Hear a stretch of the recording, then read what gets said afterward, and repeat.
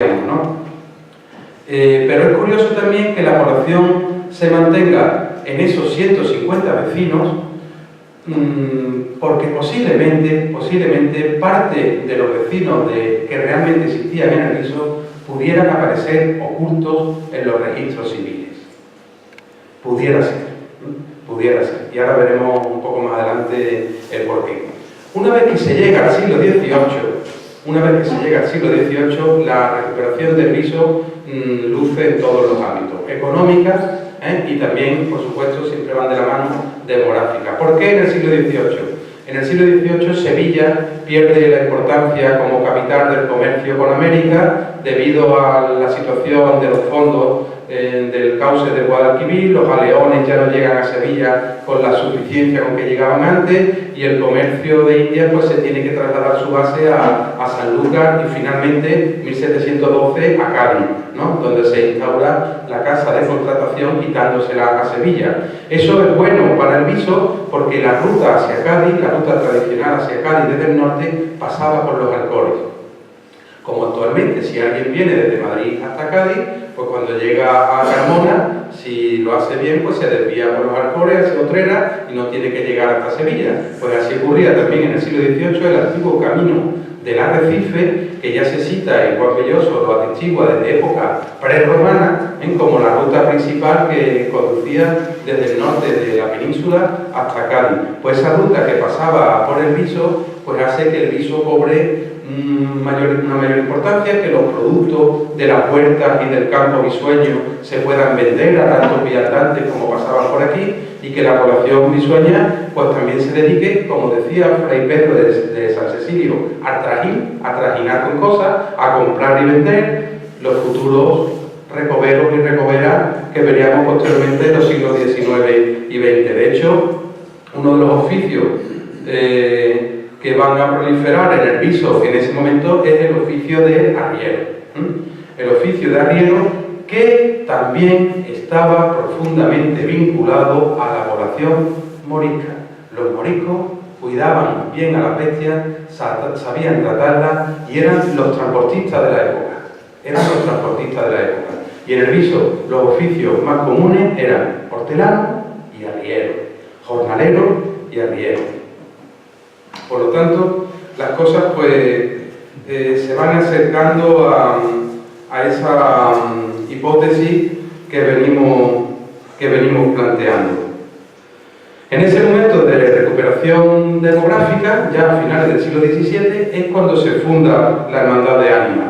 Y 100 años después, 70 años después, 1765, cuando se publican sus reglas, cuando el viso empieza a tomar una importancia un poco ya mayor como pueblo humilde, pero con cierto auge económico y demográfico. Por lo tanto, pueden ver ustedes cómo esa hipótesis que se me planteaba a mí en el trabajo sobre las reglas de la hermandad, Juan Belloso e Isabel, en su libro de Historia del Viso, publicado en 1993, lo relacionan ya ellos de manera directa con la presencia de población morisca en los Alcores y en concreto en el viso del Alcor. Pero eso lo hacen, como decía al principio, de una forma todavía más rotunda en su obra sobre la condesa de Castellar, doña Beatriz Ramírez de Mendoza, que como bien dicen Juan y su mujer, merecería un trato en la historia del viso, de un reconocimiento importante, porque esta señora hizo mucho por el viso y por los habitantes de aquel entonces. Fundó el convento, entre otros, el del Viso, el de la Moraima y el famoso convento de las Carboneras en Madrid, en una situación de precariedad económica. Cuando esta señora se decide a fundar conventos prácticamente uno detrás de otro, lo hace precisamente no porque le sobre el dinero, sino lo hace en un momento en el que esta mujer, que había sido una persona importante en la corte de Felipe III, debido a ciertos problemas en la corte y cuestiones de índole política, el duque de Lerma, marido y persona notoria, principal de la corte en aquel entonces, digamos que la tiene por su enemiga, y doña Beatriz pues empieza a perder poder y terminará pues en el convento. Y curiosamente, en ese momento en el que doña Beatriz sufre esa situación, no de penuria, pero no de su mejor momento económico, podemos decir, es cuando se dedica a fundar convento. ¿Qué sentido podría tener ese acervado interés por la fundación de conventos de forma tan apresurada y sin disponer de una situación económica boyante?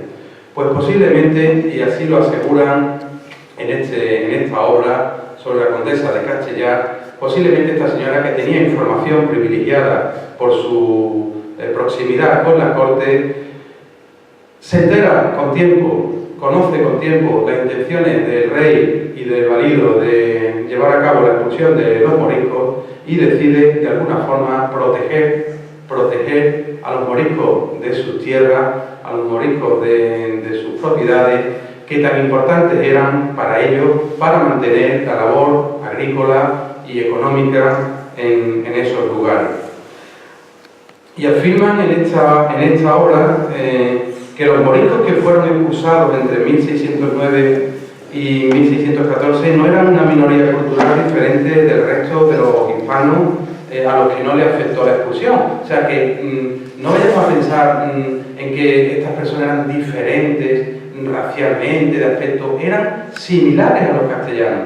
O sea que si pudiéramos ver a un morisco o una persona de origen morisco de principios del 17 y a un castellano, serían iguales, no habría diferencia.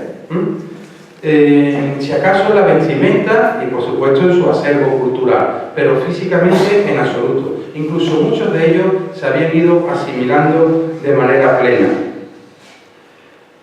Además, una vez que se produce el edicto de expulsión, posteriormente se hacen proclamas intentando atenuar esa expulsión. O sea, se empiezan a conceder excepciones a la expulsión. ¿Y quién consiguen estas excepciones? Los nobles, los poderosos, a los que no les interesaba perder vasallos suyos tan importantes para mantener su riqueza, el cultivo y la prosperidad de sus tierras, sobre todo de sus huertas. Hay que tener en cuenta que con esa medida nadie ganó. Ni el Estado, que se empobreció, ni la sociedad, que se empobreció, ni por supuesto quienes eran propietarios de tierra que necesitaban esa mano de obra. Por lo tanto, fue muy característico, sobre todo en el Reino de Valencia, en el Reino de Aragón y en el de Valencia, pues que permanecieran muchos moriscos, así está atestiguado, porque les interesaba a los nobles valencianos, y siempre se ha comentado que los valencianos, los aragoneses, igual que hoy, pues tienen un talante más moderado, más progresista, y que eso hizo que no se llevase a cabo esa expulsión de manera tan rigurosa, y muchísimo menos. Lo que había en el fondo era un interés crematístico, económico, que tanto lo tuvieron los nobles valencianos como lo pudieron tener los nobles castellanos andaluces, para mantener aquí también a la población que tan bien les rendía económicamente, ¿no? La pragmática incluso era más rigurosa, la pragmática de expulsión era más rigurosa contra la gente, las personas que ocultasen a los judíos, a los moriscos, que contra la propia población morisca. Por lo tanto, es normal que la población no afectada por la expulsión, pues intentase guardar un silencio absoluto sobre sus vecinos, porque temían que de alguna forma ellos pudiesen ser también condenados por ocultarlo. Y es curioso que en las actas del Consejo del Viso no hay ninguna mención en toda la primera mitad del 17 a la presencia de moriscos, de criptomoriscos, de personas de ese origen cultural en el Viso. Posiblemente, y así lo afirman los autores, Juan e Isabel, que el posible conocimiento de las medidas legales que se iban a llevar a cabo, decía antes, influyesen en que la condesa, pues de alguna manera, en su feudo, en sus propiedades, buscase fórmulas para salvar a esa población morisca de la expulsión. Al parecer también, y según constan en los anales de la Merced, los frailes del convento abogaban más por la exclusión de la población que por la expulsión tajante. O sea, los frailes del convento pensaban que era mejor intentar convertir a esta población morisca, de origen morisca, que no expulsarlos, porque ellos también tenían sus huertas, propiedad del convento, y necesitaban esa mano de obra. Y posiblemente pues esta sea la razón de que algunos apellidos en esta época se mezclen. Entre 1606 y 1609 se sabe la presencia en el viso de familiares de la Inquisición. O sea, la Inquisición vino al viso a ver qué pasaba aquí, pero no aparece ningún acta de consejo ni ninguna intervención registrada de la Inquisición.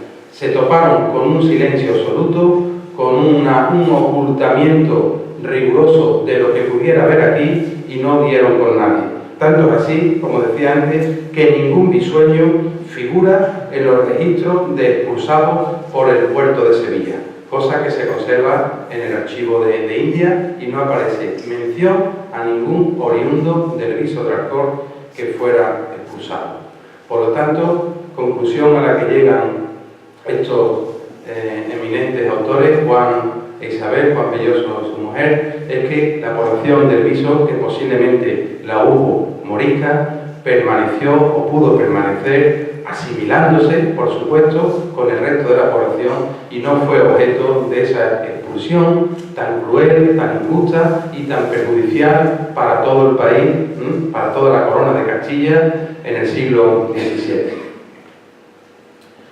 Pero yendo más allá, decido en aquel entonces, bien, yo tenía mi hipótesis de la presencia de moriscos en la fundación de la Hermandad de Ánimas y posiblemente en la población del Viso. Juan Belloso e Isabel Hueso lo afirman en su obra de manera rotunda. El tercer paso por mi parte es eso, pues dar un pasito más allá. Entonces digo, me voy a salir del Viso y voy a intentar ver qué dice la ciencia, qué dice la historia, los historiadores, las personas que investigan sobre la situación, la expulsión de los moriscos en el siglo XVII y la posible pervivencia de moriscos en el Reino de España. Y me llevo la sorpresa de que en los últimos tiempos, en las últimas décadas, hay mucha investigación sobre el tema de la pervivencia de moriscos en España. Aunque los libros de texto que estudiamos en los institutos, incluso en las facultades, en muchas facultades, en concreto la de Sevilla, todavía eso, por lo menos cuando yo estudié, no se trataba. Sin embargo, en otras universidades, empezando por Valencia, pero ahora veremos que también en Andalucía, hay mucha investigación y mucho trabajo y muy bien hecho sobre la segura pervivencia de moriscos, de población de origen morisca en Andalucía tras el decreto, la pragmática de expulsión. El primer historiador eminente que se preocupó por este tema fue don Antonio Domínguez Ortiz. Incluso en años en los que hablar de presencia morisca en España pues estaba casi mal visto. Este señor ya en la década de los años 50 empieza a hablar de la importancia de la pervivencia morisca en las costumbres, en la cultura, en la tradición, incluso en el propio cuerpo demográfico español. Y lo hace en tiempos de la dictadura, cuando no era agradable, digamos, comentar este tipo de cosas. Pero más adelante, un investigador de origen inglés, Trevor Dawson, pues publica un libro de más de 1000 páginas sobre los moriscos de Villarrubia de los Ojos, un pueblo de Murcia, perdón, de Ciudad Real, o sea, corazón de Castilla, en plena Castilla, donde demuestra de manera rigurosa y con una investigación profundísima la pervivencia de la población morisca.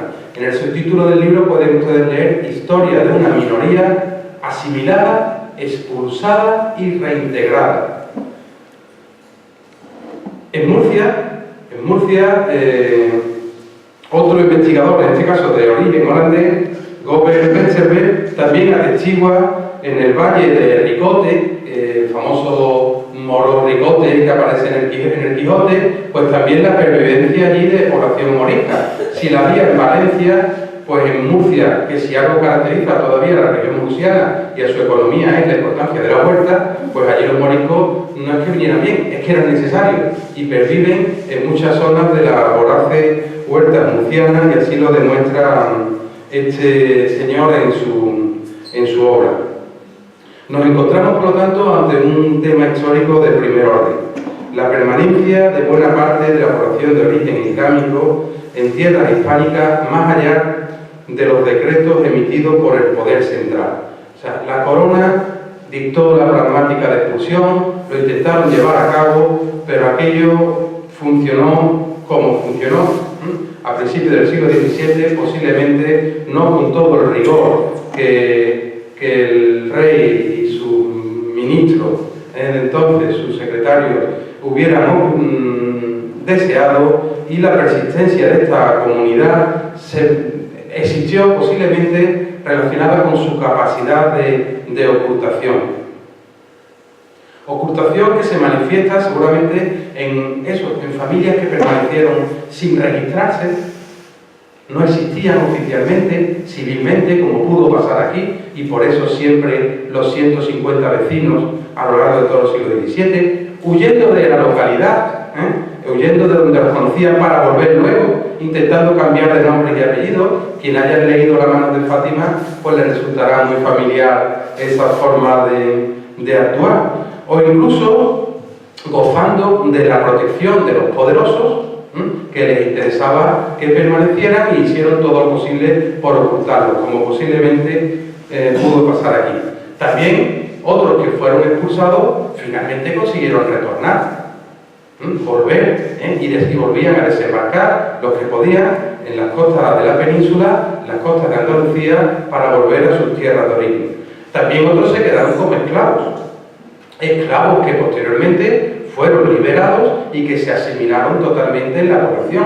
Y además también existe lo que llamaban los morisquillos, niños pequeños, que en aquel entonces pues la piedad hizo que no fueran expulsados, que permanecieran acogidos por otras familias, como también ocurrió así con los matrimonios mixtos, que los había, matrimonios de mixtura cristiana y morisca.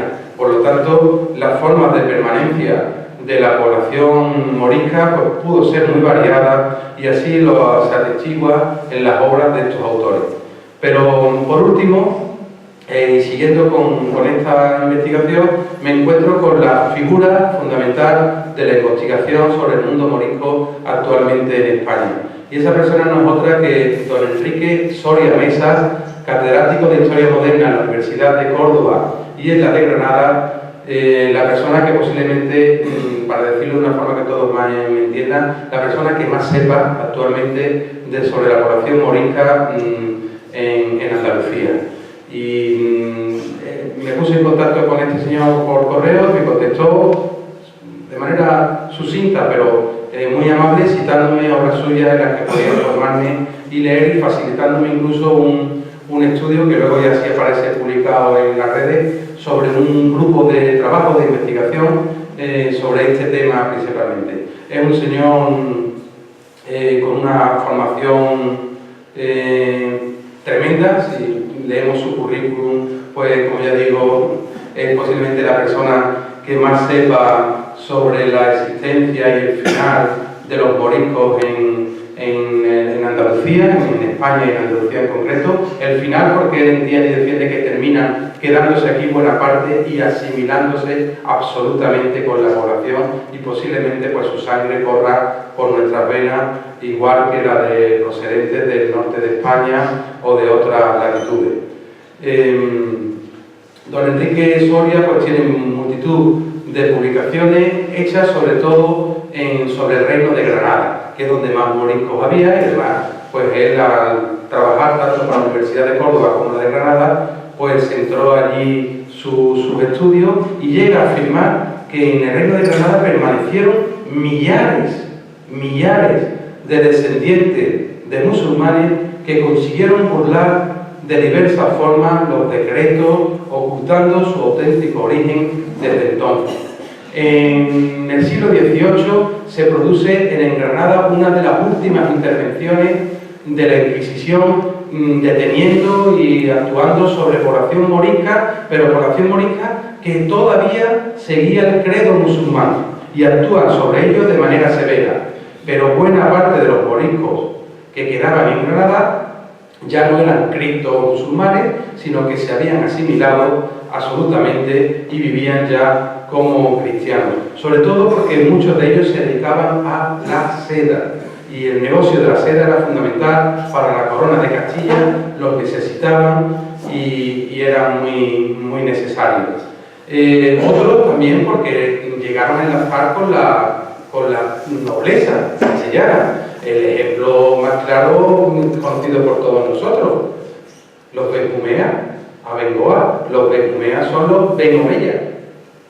Ese apellido es morisco. Morisco incluso, pues si nos llevamos a los tiempos de Córdoba del califato, pues fíjense ustedes la importancia. O sea, la nobleza morisca, gran parte de ella fue también asimilada. Ese grupo se mantuvo, por un lado, porque consiguieron acumular riqueza, gracias al negocio de la seda, gracias a la prosperidad de las huertas y también a la práctica de la endogamia. Se casaban entre ellos. Intentaban mantener unido el grupo para guardar de alguna forma su secreto, porque la Inquisición pues siempre acechaba. Y las conclusiones a las que llega don Enrique es que a pesar de todas las expulsiones decretadas por la corona, cientos o miles de familias moriscas se quedaron en tierras granadinas. A partir de 1614 y hasta 1727, siglo XVIII ya, este conjunto poblacional pasó prácticamente inadvertido, secreto, escapando a cualquier control eclesiástico o civil y desapareciendo de la documentación como por arte de magia. Se ocultaron casi del todo. Eran conscientes de su identidad y dispuestos a preservarla como fuese. Durante casi 200 años, muchas de estas familias se dedicaron a casarse entre sí con una feroz endogamia que, como él bien dice, nada tiene que envidiar a la practicada por los Habsburgo, la casa real de entonces. Y Enrique Soria me comentaba en el correo que lo que pasó en Granada perfectamente pudo pasar en Carmona y en el Viso de Alcor si hubo moriscos. Lo que él investigó para Granada se puede extrapolar a cualquier otra comarca andaluza, allí con mayor intensidad porque había más, pero lo mismo que ocurrió en Granada pudo ocurrir en Carmona y pudo ocurrir en el Viso.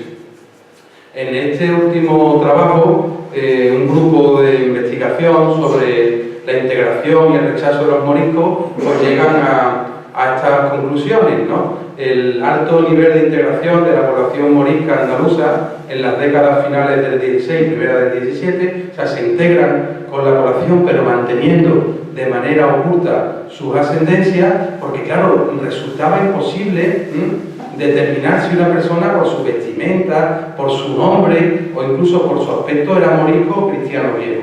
Se podían ocultar bien, aunque por otro lado siempre recelosos porque eso del morisco pues no sonaba bien. Incluso, como dice, existieron cofradías moriscas. Existieron cofradías moriscas y esta señora, doña Amalia García Pedraza, también de la Universidad de Granada y del grupo de investigación de Soria Mesa, pues publicó este libro, Actitudes ante la muerte en la Granada del siglo XVI, los moriscos que quisieran salvarse. Y ahí atestigua esta señora, con datos absolutamente científicos y fidedignos, la fundación en Granada de una hermandad de moriscos. ¿Y saben ustedes de qué era esa hermandad? De ánimas. Por lo tanto, conclusión final de esta charla, que espero que no les haya resultado muy pesada y sí interesante. ¿Pudo darse esa situación en el Viso del siglo XVII? Juan Belloso lo afirma en su obra. Yo, después de lo que leí acerca de la hermandad de ánimas, de leer y de hablar con Juan en varias ocasiones sobre el tema, de revisar la historiografía sobre los moriscos y sobre todo de las grandes aportaciones de este caballero, don Enrique Soria Mesa, pues creo que en el viso del Alcor hubo población morisca.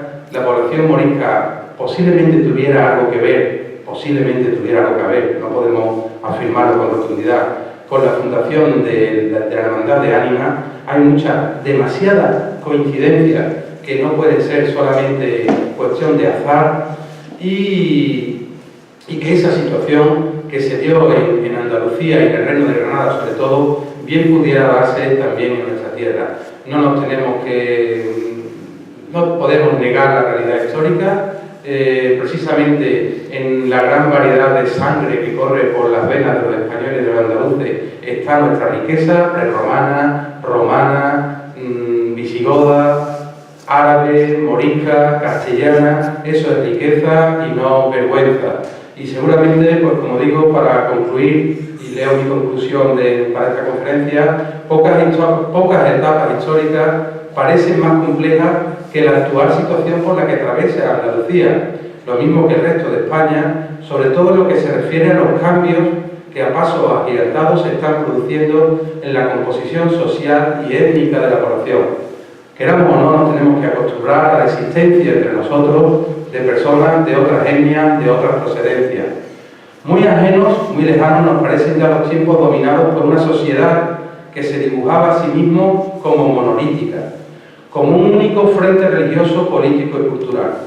Desde hace pocos años, la llegada masiva de inmigrantes, especialmente magrebíes, ha conformado una realidad multicultural que para bien o para mal anuncia nuevos tiempos, totalmente diferentes de los anteriores, y de magníficas oportunidades. Un reto colectivo que no debe frustrarse debido a cautelas y rencores, a enfrentamientos orquestados por determinados poderes fácticos, a miedos irracionales generados por demagogos incontrolados. Sin embargo, nada de lo que está ocurriendo hoy o pueda ocurrir mañana es nuevo, ya que los parámetros en que nos movemos resultan ser sorprendentemente parecidos a los que se vivió a finales del siglo XVI y comienzos del XVII. Lo que está ocurriendo, lo que pueda ocurrir, ya ha ocurrido y no pasó nada. No se trata de buscar parecidos donde no los hay, sino de advertir que Andalucía experimentó una situación muy parecida, llamativamente parecida, en las décadas que siguieron al extrañamiento morisco del Reino de Granada tras la guerra de 1568-70 y la expulsión definitiva de España de 1609 y 1613. Aquellos moriscos supuestamente expulsados permanecieron, quedaron entre nosotros y son parte de nosotros. Muchas gracias por su atención.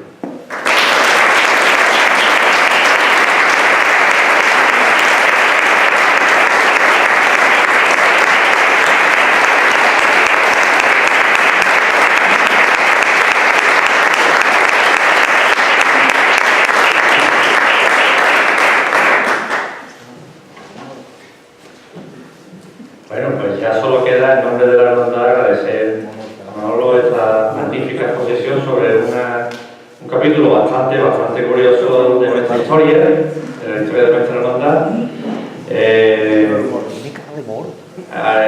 Cuando se da una charla en la hermandad, en cualquier lugar, lo propio y lo acostumbrado es hacer un obsequio al conferenciante. Yo sé que a él le caería mal que nosotros le regaláramos un cuadrito de uno de nuestros titulares, por el simple hecho de que supusiera un dispendio, aunque fuera humilde para la hermandad. Tenemos un regalo para él de todas maneras, que no es material, se lo daremos después. Y ahora pues nada, nos quedamos todos quien quiera, a tomar una cervecita, un aperitivo que nos ha preparado aquí Nolasco, a escote, con un módico precio. Y por supuesto invitarles a todos a los cultos que celebramos a partir de mañana para seguir conmemorando este 325 aniversario fundacional de la Hermandad de Ánimas, con el besamanos de la Virgen que empieza mañana a las 5 de la tarde, misa de Ánimas a las 7:30 y el sábado pues continuamos con el besamanos. Muy bien, pues nada, simplemente eso, agradecer nuevamente a la invitación. Ya digo, espero que os haya resultado interesante. Yo creo que el tema lo es y seguramente novedoso para muchos de ustedes. En los temas culturales e históricos no es lo más atractivo, y el Cristo precisamente entre sus muchas virtudes no tiene el lado del interés por la cultura, pero hay que conocer nuestra historia para conocernos a nosotros mismos y mejorar como colectivo social, como pueblo y como ciudadanos andaluces que somos. No sé si alguien quiere hacer alguna pregunta o algo, yo sé que es tarde, pero ya que estamos aquí. Nada, ¿no? Bueno, pues nada, reitero, muchísimas gracias por la atención. Me he sentido en todo momento que he estado entre el ordenador, los papeles, un poco liado, pero me he sentido en todo momento, he sentido mucha recepción por vuestra parte, una escucha atenta. No sé si algunos que estáis dormidos, pero me he sentido muy cómodo con vuestra actitud. Muchas gracias.